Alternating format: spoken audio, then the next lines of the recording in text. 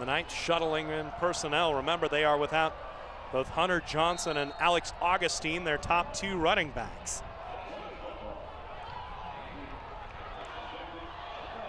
Robertson, the fullback, they bring in Hayes to quarterback, and Gifford takes the handoff, and he loses the ball. It's picked up by Southwest. Mitchell Johnson has it. And Southwest will get the ball. Gifford took the handoff. The ball popped out of there. They brought in Hayes into the game. Remember, Trent Hayes is their backup quarterback without any I-backs seemingly healthy. They had Gifford run with the ball. The ball popped out of there. Harvey with the hit. And now Southwest is just a field goal away from winning this thing.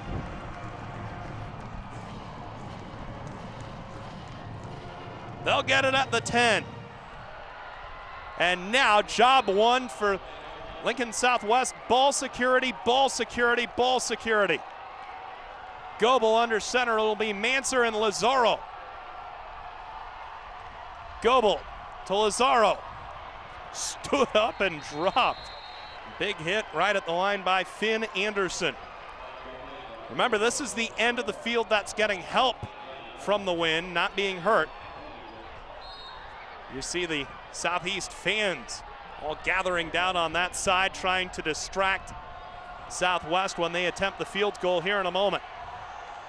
From the 9, it'll be 2nd down and 9. Also trying to mess with the signals of Southwest. Goebel under center. Lazaro.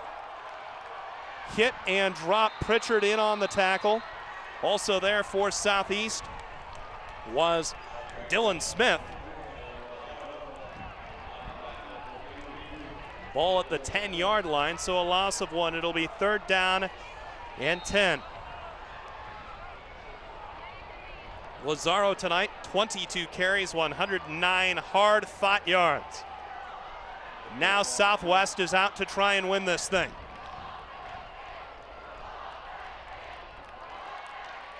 Officially a 27-yard field goal.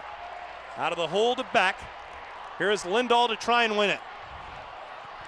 It's up. There's a flag. There's a flag. Kick is good, but there is a flag.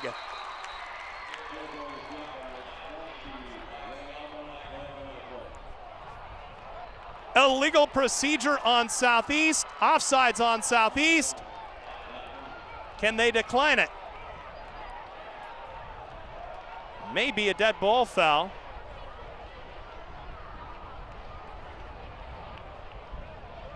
They're discussing it now with Manser. They could decline this.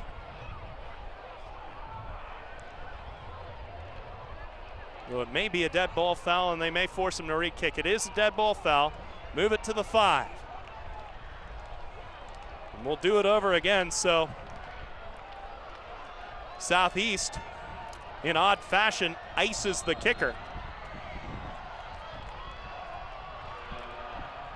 It'll be 3rd and 5 officially, and now a shorter kick, 22 yards for Lindahl. It's up.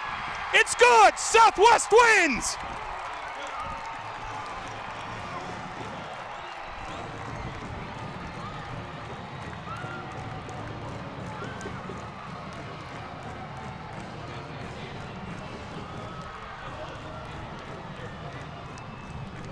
Lindahl, cool and collected. And look at that Southwest sideline.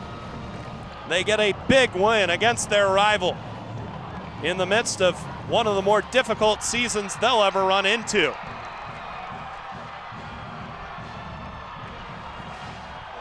We'll step aside for this timeout and chat with our player of the game, Ross Harvey, who set up the heroics of Lindahl. All of that after this pause. What a game, 13-10 Southwest on Time Warner Cable Sports Channel.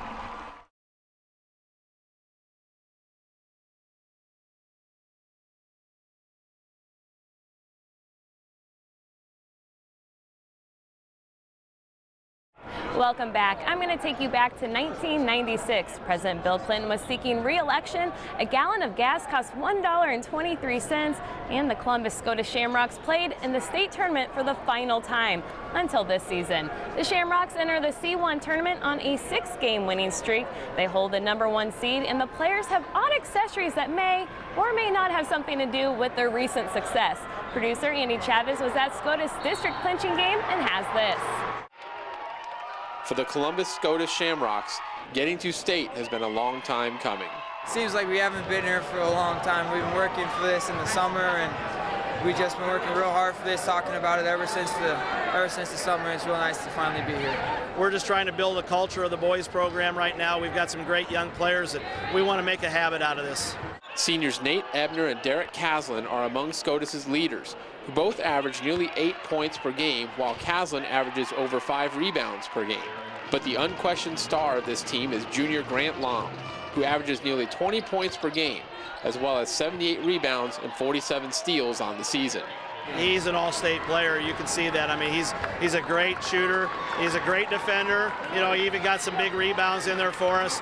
Despite the Shamrocks having what Coach Onuka calls one of the toughest schedules in C1, if one were to accuse SCOTUS of trying to win with style points, they'd be right. Right down to the colorful socks and shoes the entire team wears. I think it was Nate Ebner's and some of the sophomores, they just got crazy shoes. And one person got them and they're all like, oh, those are sweet, so everyone else started getting them.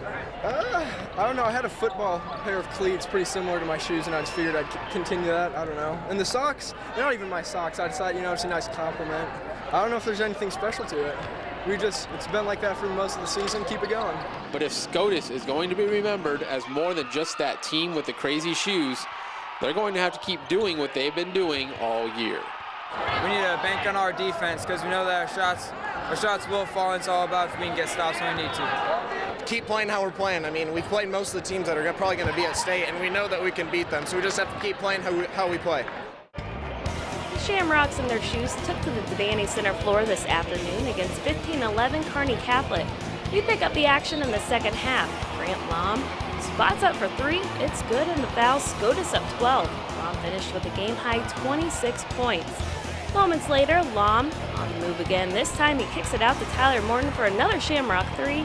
SCOTUS pulling away, leading 64-47. And then to cap it all off, how about some defense? Cody Mrozic gets the steal. He'll take it the other way as SCOTUS cruises with the win, 72-57. You know, that was a tough fight. We had to play well. You know, we had a few turnovers in there, but, you know, our kids handled the press pretty much, you know, like I thought we would. We're kind of a guard-oriented basketball team, and, you know, I'm really proud of my kids. You know, we only got 2 seniors on this team, and today was also a school record for wins for us, getting to 22. So it was a big game for us. Other than getting to the state semifinals, it was a big game for us overall for our program. So I'm really happy.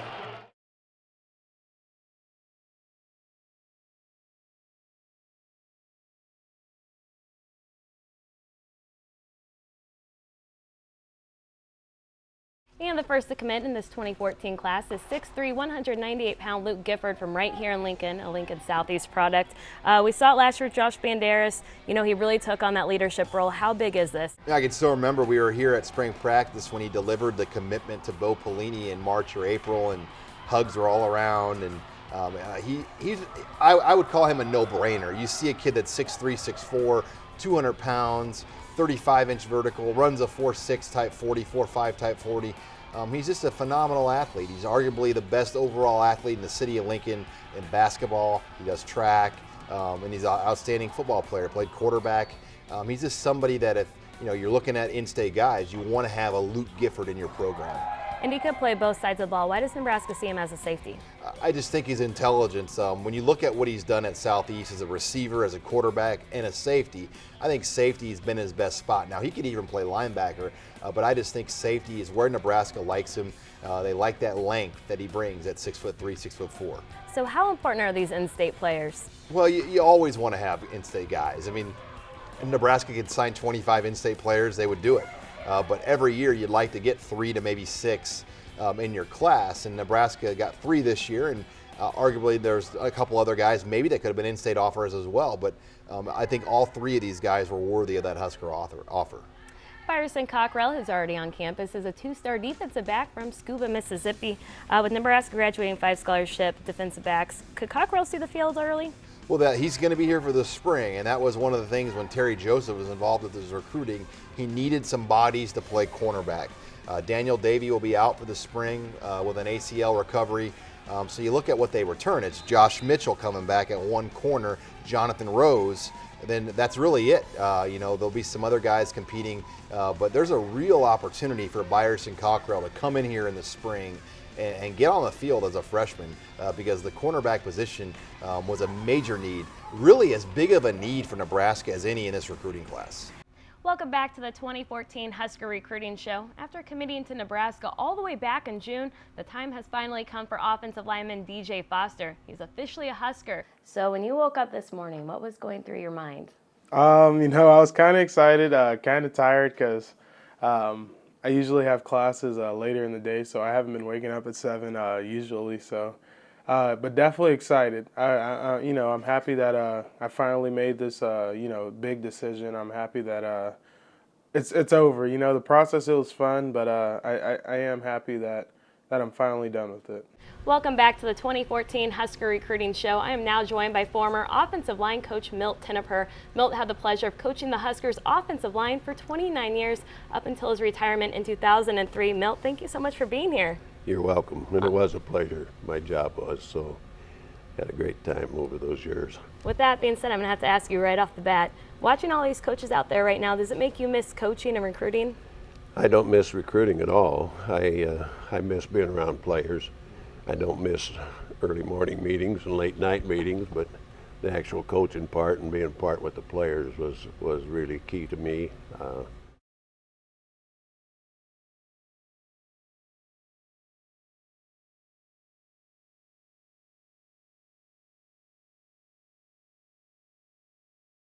Omaha won the season series at Memphis for the first time since 2006.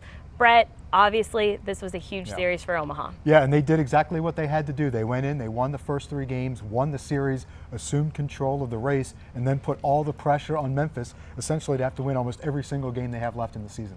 And let's talk a little bit about Christian Clone. He hit his 12th home run of the season. What have you seen from him this year? We know he's had a really good season, I think, when you look at it. He struggled for a little while, but he was able to overcome that, and he's playing with a lot more confidence, a lot more self-assuredness. And I think the other thing that's been a big plus for him is that even if he does struggle, he's able to now put that game or two games behind him and not let it affect what happens the next day and the next day and the next day. I think he's grown tremendously both on and off the field this year, and I think he's also established himself as a potential second baseman for the future in this organization. And obviously we need to talk about the pitching staff. Their team record is 1,082 strikeouts. Yeah. Brett, they beat that record. How huge is that for this team, and just what have you seen? It seems like ever since that AAA All-Star break, things just kind of really turned around. Well, I think it's really important because in crucial situations like they were in the series in Memphis and throughout the course of the year, they've been able to get a strikeout when they really needed it to keep the other team from scoring a run or two, maybe to tie the game, take the lead, and those strikeouts have become very, very critical. And to me, what's really interesting about it is that you have a lot of guys who aren't necessarily labeled as strikeout pitchers who are piling up strikeouts, and then they've also been able to do it without Will Smith in the rotation. He really set the tone on opening night with his huge performance against Round Rock. For the last couple of months, he's been pitching out of the bullpen, hasn't been here for a while. So I think it's a real credit to everybody on the pitching staff just how well they've been able to perform, and then again, like I said, get those strikeouts in critical situations.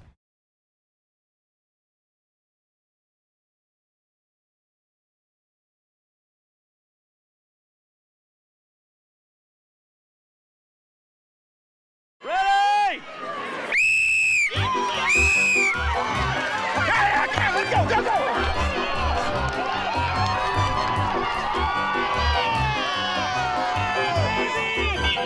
Oh, good luck. Kiss her for luck. All right, we got the kiss of luck. What's the key? What's the strategy? I'm going to shoo him down there with love.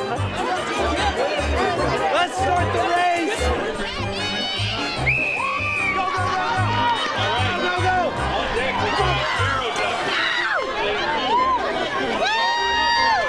I'm totally out. Didn't work. He didn't want my love. It's Lenny. He doesn't like me, but he's going to run away from me and win. That's a strategy. It's a strategy. I put a leash on him. He didn't like it.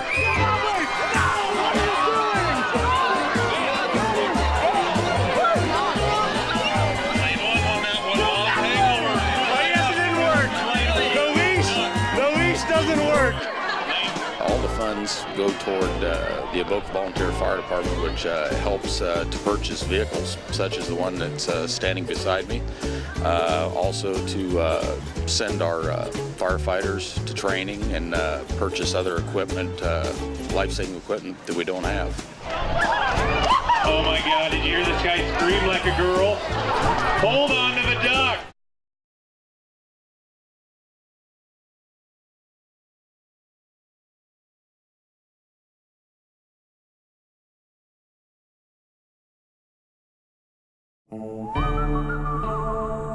I understand McCandless is on his way to repossess the station from Russell's Majors Waddell, the Overland Stage firm. There might be trouble today. People that have dealt with me in the past realize I just don't put up with that kind of nonsense. We're going to collect this money today or we're going to repo the ranch. Poor old Mr. Waltman, he went all the way east there, and he was going to get the money, and he didn't come up with it. Horace, I come to settle up for the station.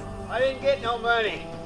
You know, I'm coming unarmed. I'm a peaceful person, contrary to what you might be told. I'm a peaceful person, and I just want my money, or I want the ranch back.